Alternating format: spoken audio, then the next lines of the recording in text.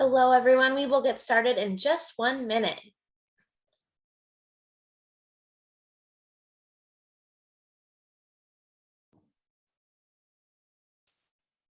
Hello, welcome everybody. We'll get started in just about a minute. Welcome, hello everyone.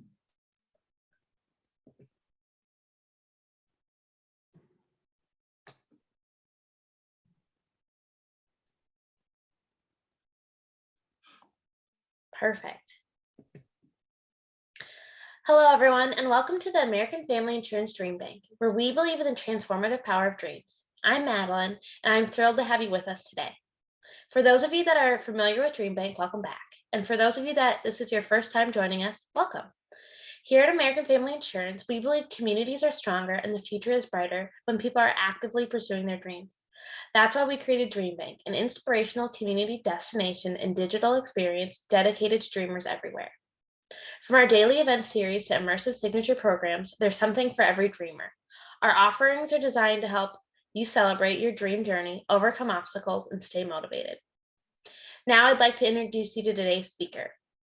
Dr. Shilagh Mirgain is a distinguished psychologist specializing in health and sports psychology at the University of Wisconsin School of Medicine and Public Health.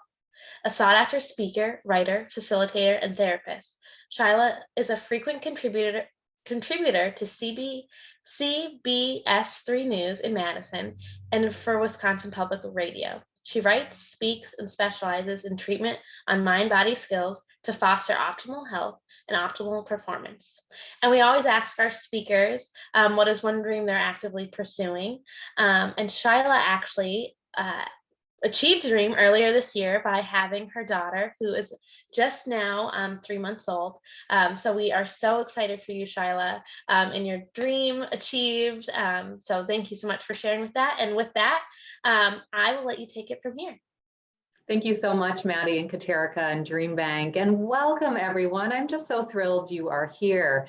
We're going to be spending the next 30 or 40 minutes talking about mindfulness. It's really one of the essential keys to dreaming big. And I just see people introducing themselves in the chat. I see a lot of congratulations. Thank you, everyone. And I'd like you to just tap in for a second into why you signed up for today's session. What about this concept of mindfulness and it being a key to dreaming big resonated for you, that you would spend your a bit of time today on this Thursday here learning a little more about this topic. And my hope is that you'll have at least one or two takeaways that you can really implement in your life. As Maddie shared, I recently achieved one of my biggest dreams. About 4 years ago, I had a sense of a child who wanted to be born through me. And I vowed to do everything possible to bring this little one into the world. And it was probably the biggest dream I set out to achieve. And as one of the DreamBank speakers, I always feel like it's important for myself as a speaker to do the work and then stand up in front of you and share some of my life lessons.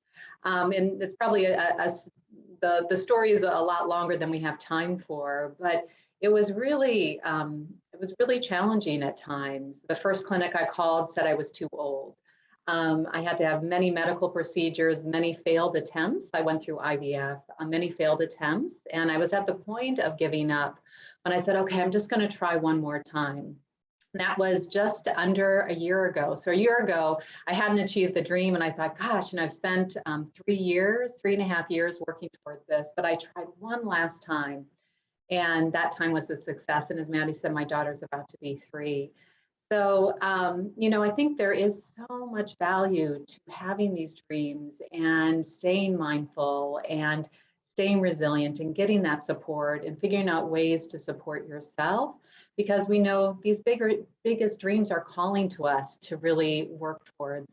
They're waiting for us on the other side. And my hope today, as we approach this through a mindfulness perspective, that you'll have some more inner strength, inner focus, inner courage, inner clarity to really keep moving towards those dreams. You're worth it. And so today we are going to focus on 5 different areas. We're going to look at some of the neuroscience from mindfulness meditation. We're going to look at some ways to focus your attention and be in the moment. some strategies to stay resilient and cope effectively with stress, and how to strengthen a positive outlook to develop what is important to you, and practices to increase social connectedness for a healthy community. All right, and so these are the 5 pillars we're going to be looking at, the real foundations of mindfulness, looking at the benefits, working on paying attention, developing greater awareness, cultivating equanimity, and awakening the heart. Okay, so let's look at some of the benefits of mindfulness. Living here in Madison, Wisconsin, it's changed a little bit. I think our larger culture and larger world has really embraced mindfulness. But a few years ago, when you said the word mindfulness and they knew you were from Madison, people said, oh, that's just hippy dippy woo woo stuff. And in fact, there's a lot of solid data, some really hard-nosed science that shows that there's a lot of benefit to developing a mindfulness practice. Jon Kabat-Zinn is often associated with mindfulness. He's out of the University of Massachusetts, and he founded mindfulness meditation, in particular, the mindfulness-based stress reduction program. And he has this definition that I like to use. Mindfulness means paying attention in a particular way, on purpose, in the present moment.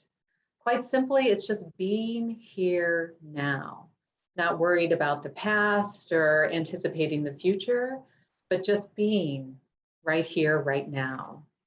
And it has its origins in a variety of spiritual traditions, including Buddhism, but it's really considered a secular practice. We see a picture here of Dr. Kabat-Zinn. And I've heard him say, when he uses that definition of mindfulness, he often will add on, as if your life depends on it. Because when we think about it, when we're in a place of autopilot, you're just going through the motions, how much of your life you miss. I was working with a patient a few years ago who had a lot of medical conditions and a lot of stress in that person's life. And we were working with mindfulness and some of the practices we'll learn today. And that person came into me springtime, as it is here in the West, in the US. And he said, Shilagh, this has to be the most spectacular spring I've ever seen. You know, the trees are in bloom, all the birds, all the colors, the smells, all the fragrances. It's been remarkable. I have awe watching all the things come alive this time of year. This must be a particularly special spring. And I said, there's nothing special about this spring. It's that you've paid special attention to what's around you. And this person said, you know, you're right. You know, before I was kind of like tunnel vision. You know, I was going through my life just oftentimes focused on what's wrong. And all of a sudden, instead of that tunnel vision, I have panoramic perspective, taking in much more of life around me. And then the person said, you know what? I'm also feeling like more of myself is showing up as well. Instead of me just being the problem of the day and stress and overwhelm, I'm becoming more of myself. I have more inner resources I'm tapping into. And so you can think about in your own life, when you're in that place of autopilot, like what does that feel like? You might have been this morning, maybe driving to work or getting groceries or taking care of kids or talking to a partner or friend, and you might have just been going through the motions. Think about how that was for you. How did that make you feel? What kind of descriptors come up for you? You know, often we're in a place of habitual and reactive state. Our mind can be hooked on past upsets or future worries. We're dimly aware of the world. We go through mindless behavior, like maybe you just ate something mindlessly and you think, hi, I wasn't even hungry. We can avoid or ruminate, rehash the past, or rehearsing the future. So we know that there are so many benefits to meditation, and we're seeing more and more people adopting a meditation practice. And we're going to do some practices here today. And we're going to just first, before we go dive into the practice, just look at the research. So again, mindfulness research is booming. There are so many studies being done, and it's such exciting times. I think we're on the cusp of an inner revolution of just seeing more and more people. We see athletes training in mindfulness. We see corporations bringing in wellness programs that invite mindfulness. We see it in the schools. And again, the data shows that if we can engage in as little as 2 weeks of a daily practice, we see improvements in a variety of things. And even more so after 2 months, things like improving stress management, reducing anxiety, lowering blood pressure, strengthening immune response, boosting working memory, reducing inflammation, improving attention and focus, and helping deal with depression. And at this point in time, in a global pandemic, these are all things we want. And again, the mindfulness is free. We can do it anytime. We're our own instrument. We're our own medicine. And this other study I want to highlight, because I just think it's fascinating. This was a meta-analysis that looked at 4 different studies that had people go through different forms of mindfulness meditation. And they found that at the end of the mindfulness meditation practice of several weeks, people actually had changes in their telomeres. So at the end of our chromosome, we have these telomeres. And as we age, the telomeres shrink, signaling that we're aging and we're having less life expectancy.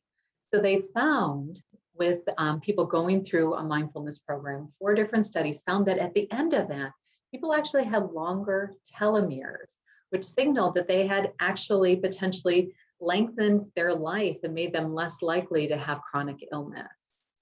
So we can see it can impact the well-being of our mind, our body, even our physiology, all the way down to our chromosomes and those telomeres. So we kind of highlighted some of the basic research findings. So hopefully all of you are feeling pretty excited. And we're going to go to pillar number 2, paying attention. So there was a study in the journal Science that looked at people's focus during the day, and they pinged them on their smartphone. And they found something really surprising, that 47% of the time people are not paying attention. So probably half of you aren't paying attention. You might be thinking about lunch or what you have to do later today. Now, why is that problematic? So the same study, when they pinged, where's your mind? And people had to say, oh, I'm thinking about lunch or something I have to do later today. They actually asked them, how happy are you? And they found that when people weren't paying attention, they were significantly less happy. They were less productive. They felt scattered, both individually and kind of in the workplace. So we can see that mind wandering is inversely related to well-being. And we can think about the world we live in today. How many things are vying for our attention? We, in a sense, have this information overload. We're bombarded with texts and emails and maybe notifications on social media. And there's so much information that's generated every minute in the US. In a 24-hour period, we have more news being produced that's coming at us than 25 years ago people had in a much longer period of time. So we are feeling overwhelmed. 73% of Americans actually reported they felt overwhelmed. So we are living in this time that our attention is one of our most precious resources. And here's the thing, to really achieve a big dream, we need to put our attention there. We need to focus there. We don't want to be hijacked by a stress or a to-do list, or maybe ruminating on somebody who's a naysayer. So we're going to do a practice here on just bringing our mind into the present moment. And when we're training in this with mindfulness, we're actually strengthening the neuronal pathway in our brain associated with our attention.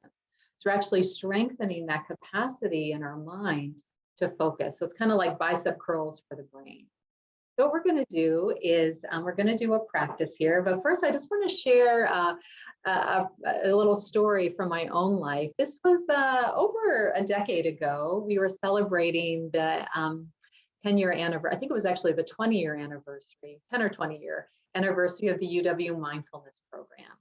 And they brought in Kaz, who's a Zen calligrapher. Maybe some of you are familiar with him. And he does these incredible images. I'll share throughout this presentation some of his images. Does these incredible images of calligraphy with one brush stroke. And watching him was just captivating, that he would dip his brush in paint, pick it up, and then do this image with such beautiful fluid motion. One of the images he presented was de-aging, which I thought was fascinating. He said, yeah, the body ages, but the spirit doesn't have to. There's maybe a part of you that's becoming more joyful, live, and vibrant. And I think mindfulness can do that. So at the end of his presentation, when he was doing all these images, we had the opportunity to have him commission a piece. And so I went up to him and I said, you know, what word do I ask him? And I said, can you please paint the word enlightened?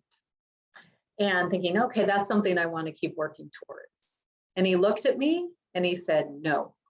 And I said, no, can't I just ask for any word and you'll paint it? And he said, no. And he looked very seriously at me. And he picked up his brush and he looked down at the board and painted this image and he said, here. And I said, what did you draw for me? What did you paint for me? And he looked at me and he said, wake up. And that was the image he drew for me. And I said, wake up? I'm awake, you know, I'm not asleep. And he said, no, wake up. And I thought, oh, you know, yes, that's what I need to work on. That's what we all need to work on, to snap out of that autopilot, to unhook ourselves from those things that are draining our attention, that are hijacking our brain, to really return to the things that are most important, which are often those dreams that are buried, that are latent in the background, that we want to uncover and work towards. So let's take a moment to work on focus and waking ourselves up with this practice. So what I'm going to do is I'm going to ring this mindfulness bell, and hopefully you can hear it. And what I'd like us to do is just do a little practice. And my intention here is to give you a few practices today that you can just use anytime, anywhere. And this is one we can do at any moment, just bringing our attention here and now, noticing sound. So with all practices, I just like to take a moment to settle into a comfortable position. You might just adjust your position, sitting comfortably. You can have your eyes open or eyes closed.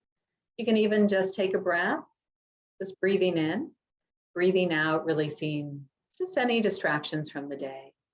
And then just bring your mind to this sound. We're going to do this silently, and I'll just come back on after the sound ends.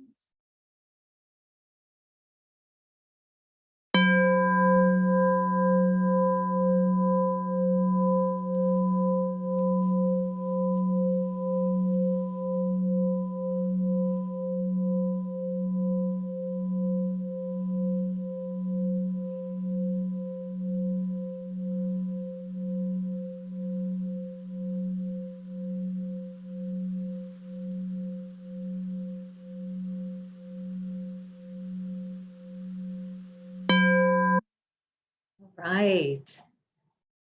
Great. And you can just notice what you observe with that brief practice of bringing your attention to the sound. Probably some of you might have noticed your mind wandering, or some of you might have been really dialed into the sound. You're welcome to share in the chat anything you noticed about that practice. And yeah, and I want you, as you're kind of reflecting on that, I'd like you to think about this is one of my, hopefully one of my takeaways for you. Just think about 3 times in your day when you'll take a mindful moment or pause. We just did that for one minute. Could be listening to sound, might be enjoying your cup of coffee, might be arriving home and seeing a family member's face, might be when you're sitting down at breakfast, might be when you first wake up. Yeah, and I'm just seeing some, people are noticing the sound changes present on the sound, the highs and lows, ripples. There's a pulsing in the room. That could be, we have an air conditioner on here in my office. It could be picking up some noise. Yeah, the pulsing too, beautiful. Beautiful. And then just think about, are there any times in your day, and how might you have a reminder for yourself? One of my coworkers has a little plaque that says breathe. And when she sees that, she remembers to breathe. I know somebody else who, whenever they start their car, that's a moment just to take a mindful breath. And is that an opportunity also to just recommit to your dream, recommit to yourself? Now, earlier people were talking about being raised in cultures where it wasn't safe, wise, achievable to have big dreams, or underestimating themselves. Is that an opportunity too to connect back to your core, to that capacity you have? Great. So just thinking about that, and you're welcome to even share some places or times as a way to just commit to that. Okay, so let's go on to pillar number 3.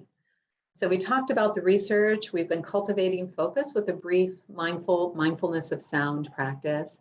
But now we want to develop greater awareness, getting out of the small I. Sometimes it's like we're so narrowly focused on ourselves and the challenges we face. It's like we're looking up at the night sky through a straw. We don't see very much. And we forget that there's this vastness, vast night sky, vast planet, universe, community, even a vastness within ourselves that we have. So let's look at developing greater awareness. Now, Kaz, the Zen calligrapher, I love this quote that he has: "A painting works only on the edge of not working. Then what is ungraspable comes near." And I think that's that awareness, right? Sometimes the solutions to complex problems arrive when we can start to have that greater awareness, when we can tap into more of our creativity or intuition or insights. Great. And we can get in a kind of a domino effect of negative thinking, right? There's so much negative stuff in the world, so many challenges, so much heartbreak in our world. It's a tough time to be a human. And we're bombarded with it, and we can get kind of caught up in that negativity and get into negative thought, negative thought, negative thought. And it can become like it's like a whirlwind of thoughts and emotions. And how do we pause and get back to ourselves and remember what is important? And it's kind of like when we do that, we might see those thoughts and emotions. We might see those challenges, but also remember that we are not it, right? We are not it. That, yeah, we have this thought, we have this emotion, but we are much more than that. We're much more than that suffering of the day or the problem of the day or the challenge of the day. So I'd like you to just think about for yourself, when you do get hooked by the challenge or the thoughts, this stuff can be kind of sticky. What does your mind tell you? And what do you do? You know, when you're in that autopilot, when you're hooked by stress, do you kind of shut down? Do you binge watch Netflix? Do you snap at your spouse? Do you eat too many Cheetos? Do you stay up too late? You know, when you're not coping so well. And we can really, I'm seeing people saying, yeah, withdraw, kind of shutting down, withdrawing. Yeah. And then how do you respond? Dark chocolate? I hear you with that one, Laura. And how do you respond differently to those thoughts? Is there a way to just notice the thought, but also notice you're not that thought? So we're going to do another practice here in a moment. And I like this analogy that the Dalai Lama said. He said, sometimes when we're caught up in our thoughts, it's like we're on the ocean and all the waves are coming and the thoughts and the judgments and the emotions, and it's stormy seas, and we're like in a little boat with our thoughts and our emotions, and we might capsize, or certainly going to be rocky. But he said with awareness that we're cultivating here, it allows us to drop down deep beneath the ocean. At the bottom of the ocean, it's quite quiet. And we see the thoughts, we see the judgments, we see the emotions, but we're not it. One of the ways we can do that, to just drop deep into ourselves, is just through the breath. Amit Ray said, if you want to conquer the anxiety of life, live in the moment, live in the breath. So we're going to do our second practice here of just using the breath as an anchor when hooked by thoughts. So I'd like you to we're going to do this practice. And again, we always want to start our practices by just getting into a comfortable position. This time, as you get into a comfortable position, I'd like you to feel your feet on the ground, if they're on the ground. Some of you may be lying on a couch or sofa. So if your feet are on the ground, just feel the pressure there. You can feel your seat in the chair. Just notice what thoughts you're thinking right now. You might even think about maybe a recent challenge that has been happening. Just notice the thoughts that come up. You can notice them maybe as clouds going along the sky or leaves going down a stream. Even a car driving past or cars driving past. And you might even imagine putting that thought on a leaf or cloud or car. Just observing, yeah, there's a thought, but you're not that thought. You're somebody who has thoughts versus the thought having you. Just see if you can, in a sense, drop an anchor by just finding and following your breath. We're just going to do this for about 30 seconds to see if you can notice the breath as you're breathing in and as you're breathing out, just creating some stability within yourself. Breathing in, noticing you're breathing in. Breathing out, noticing you're breathing out. You might even lengthen that out breath just a little bit. Just feeling yourself firmly rooted. So when the heavy seas come, the struggles and strife of life, you feel yourself anchored. Those things can happen, but you are anchored in yourself. Breathing in, noticing you breathing in. Breathing out, noticing you're breathing out. Great. Okay, so just noticing how that practice left you and how that might be useful in those times when you are feeling maybe that tunnel vision, when you're getting hooked by something, when things are kind of pulling at your attention. Really what we're working on is we're moving towards pillar number 4 as we develop greater awareness. We might be more aware of those negative thoughts or those challenging emotions, and we can work with mindfulness to cultivate equanimity. Equanimity is kind of a fancy term for just really indicating just a sense of balance and calm. So here's the definition of equanimity: a calm state of mind and evenness of temper, especially under stress and in difficult situations. Great. And I see people sharing in the chat some articles, wonderful, and also some free apps as well. One of my personal favorites is the Center for Healthy Minds, a mindfulness program. They have a mindfulness app, the Center for Healthy Minds, and that might be a wonderful one, and that's a free one. It's out of the University of Wisconsin. So Kaz is Zen calligrapher, and look, he's using a huge brush in this image. Isn't that incredible? And he says, as soon as you accept the accidental effects, such as him drawing outside the white squares of paper, as soon as you accept the accidental effects, they're no longer accidents. They are a necessity. They're part of yourself that you could not expect or design beforehand. Thus, the realm of your creativity grows wider. I love it. And that's about equanimity, kind of becoming a large enough container to hold it all. And I'd like to say what can get us off kilter is our brain has a bias towards negativity. We tend to overfocus, overlearn those things that are negative. And so just read this quickly. The little experiment. Read it quickly. What did you read? How many, now read it again. How many people here read Opportunity Nowhere? See if people are raising their hands. Yeah, probably a lot of people. When I do this, usually half or so. Yeah. How many people here, that's that negativity bias of the brain. How many people here read Opportunity Now Here? Whoa. See how much we can focus on the negative that we miss what's right in front of us. Some of that positive. Opportunity now here. So here is our opportunity to work on, again, shaping our brain. Negative experiences can be sticky like Velcro. Rick Hansen, the researcher, says the positive experience can be more like Teflon. But we can actually shift this by really grounding in the body. And when we're in our body, we're getting out of our brain, into our body, into the moment. And we can actually then be more present to that good stuff. For us to really start to rewire our brain, when the good stuff happens, we want to be with it, soak it in. So what I'm going to have us do is do a brief body scan before we go on to our final pillar and wrap up today. And so we're just going to do a 3-minute body scan.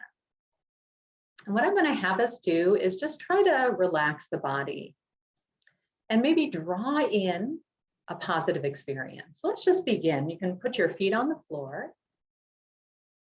seat in the chair, just taking that mindful breath, breathing in and out. I'd like you to bring to mind a recent positive experience, something that just delighted you. Maybe it was watching a sunset or sitting outside on one of these warmer spring days, or seeing the joy in a child's face, or getting together with a friend. And I'd like you to just remember that and then begin to feel how it lands in the body. Just remembering that moment and seeing how it lands in the body. I'd like you to just scan the body. Just see if you can almost soak in some of that positive experience, almost like a healing medicine. Maybe noticing if it can relax and soften any pockets of tension that don't need to be there. Just scanning from the top of the head down to the tips of the toes. Almost like it's positive experiences like rays of sunshine or ripples going through your body, through your front body, through your back body. And see if it can even work in the head, relaxing the forehead down to the jaw, relaxing the tongue and the back of the tongue.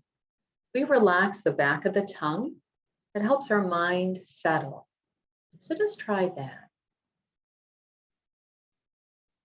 Just taking one more breath in, breathing out. Okay, wonderful. So just noticing, we did a body scan, but also did a little imagery visualization of taking in the good so that the positive experiences stick more and can sometimes really help override some of those more challenging experiences and help us develop equanimity. So just what you notice, how this practice might have been different from how you normally experience your body, and how you might use it, a body scan, to scanning the body, releasing tension, or even drawing in that positive experience more when it happens, or even remembering it when you need it most. Okay, and Brandy says, the tongue, it's amazing. I often have people really focus on the tongue and the jaw, because that's often an area we clench tight. Under stress, we kind of bear down in those moments, and it doesn't serve us. And oftentimes a way of really getting that sense of balance again is relaxing that face and that jaw and that tongue. And it's amazing how much then our mind can just still. So it's a great practice. Lee wants to keep smiling. Wonderful. Sherry, envisioning it like sun rays made me warm. Absolutely. And just think about, you generated it yourself, right? We have more capacity than we realize to help us really strengthen our core, cultivate our well-being. So we have the energy and fuel that we need to achieve our biggest dreams. All right, pillar 5, awakening the heart. This is our last one. We'll do it somewhat briefly and then wrap up. So when I was in the midst of my fertility journey, it was almost a little over a year ago, I had 4 IVF attempts, and they failed. And I was feeling like this person saying, no, 3, and the person saying, no, 4. Sometimes we can think about that kind of conflict between people or also within ourselves. If you can see, the person on the left-hand side says 4, and the person on the right-hand side says 3, and they're both right. Probably we've all had that experience of kind of having our own point of view that we get stuck in, and then arguing with people. As I said, I was in the point of giving up, and I had 2 friends that made such a huge difference, that gave me the courage to keep going. I was hanging out with one friend, and she gave me a quote that says, believe you can have it. Believe you deserve it. Believe you can achieve it. And I had that taped, and just her belief in me allowed me to give up. And I had another friend who we went for another walk, and she said, Shilagh, don't give up. Don't give up. And I said, okay, I won't give up. And it was amazing. It was almost like it was the hardest moment at that time, right before it shifted. And I've often found that right before I achieve a goal, it's almost like it's really challenging. It's really hard. You're almost ready to throw in the towel. You're almost ready to walk away saying, this is not worth it. And oftentimes it's life testing us, saying, do you really want this dream? Are you going to really take that final step, that last little bit up the mountain, so to speak? Absolutely. Phil saying darkest before the dawn. Yeah. And that's often when friendships, having those cheerleaders, having those supports that remind us that, gosh, just push it a little more, just try a little bit longer, that allows us to get that final bit to achieving our dream. And then when you do, you look back and say, wow, that was quite a ride. And sometimes also remembering other dreams that you've achieved, even small ones that can give you that capacity. So I kind of say this in Awakening the Heart when researchers were looking at the effects of mindfulness meditation in the brain with some experts in meditation, the Tibetan monks. The Tibetan monks laughed and they said, you're looking in the wrong place. Don't look up here. Look here in the heart. And so as we work as a community in DreamBank and Dreaming Bank and becoming dreamers, you know, we often, I think part of being dreamers is helping others achieve their biggest, largest dreams and being those cheerleaders, being those encouragers. And so we're just going to end with a brief loving kindness practice. There's great research showing if we do a loving kindness practice, it helps us feel more positive and it also helps us feel more connected. So we can reach out for the support we need, but we can also be those beacons of hope, being those believers in other people's dreams. So we're going to do it quite simply, offering ourselves some loving kindness and then just spreading it out into this community, into those people who would tune in later to the video up on YouTube and out to the world at large. So we're just going to wish ourselves well and then just wish others well. And we're just going to do this so you can just take a moment again to settle in and then we'll just wrap up here. Sometimes it's nice to put a hand on your heart if you'd like, or even just clasp your hands together. Or just hands like maybe a little hug. Just say these words silently to yourself, offering yourself this wish for loving kindness. May I be happy. May I be well. May I be peaceful. May I be free of suffering. Just soaking that in, even imagine somebody who cares about you offering you that wish for happiness, wellness, peace, and free of suffering. Then offering it out to everyone here watching, those who will watch the replay later in the world at large. Might even open up your hands, imagining sending this wish out into the world. May we all be happy. May we all be well. May we all be peaceful. May we all be free of suffering. Okay, and just notice how this silent practice, how it might have impacted you. So just think about ways to spread some kindness in the world. Recognizing effort, connecting, words of encouragement, checking in, small gifts. And as we wrap up today, you know, mindfulness is not about being a meditator. It's about employing skills and practices that help you awaken and be aware in your life. And it involves being present for your life, for those you love, those you work with, and for yourself. And so just thinking about one takeaway, one action step, one positive change you can take to be more mindful in your life. You can share it in the chat.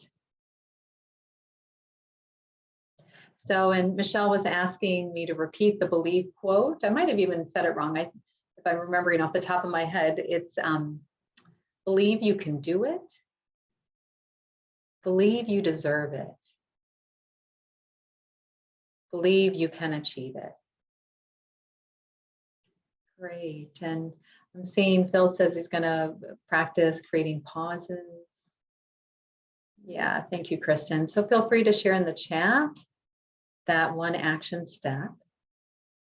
Creating purposeful timeouts. Yeah, kind of like a little adult timeout for ourselves.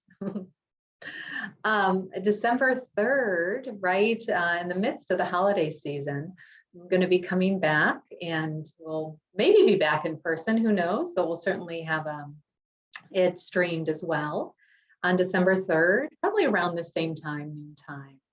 I'll be talking about grit, growing grit, getting grit to achieve those big dreams.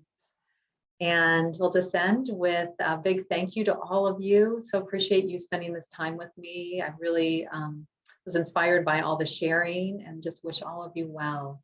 And just really cheering you on to just keep going for those big dreams. They need you. The world needs your dreams at this time. So I have a professional Facebook page, Dr. Shilagh Mirgain. You're very welcome to follow that on Facebook, Dr. Shilagh Mirgain. I also have my email here. So feel free to email me, let me know how it's going, reach out with questions. I'd love to hear from you. I'm going to turn it back over to Maddie and Katerika, and thank you so much. Just really honored to be with you today. Thank you so much. I know I took a lot of notes. And one thing that I'm actually going to do, I take my dog for a walk every day, and generally I just put my headphones in and I listen to music. But I think I'm going to challenge myself for at least the first 10 minutes of the walk, just to be kind of present and no music, and just take in the world around me, and kind of have a distraction-free walk. That's going to be my, at least this week, week goal, and then I'll see if I can add to it. But thank you so much. It was wonderful. Thank you everyone for tuning in. Please follow us on Instagram and Facebook, and look out for future events. But thanks so much. Bye.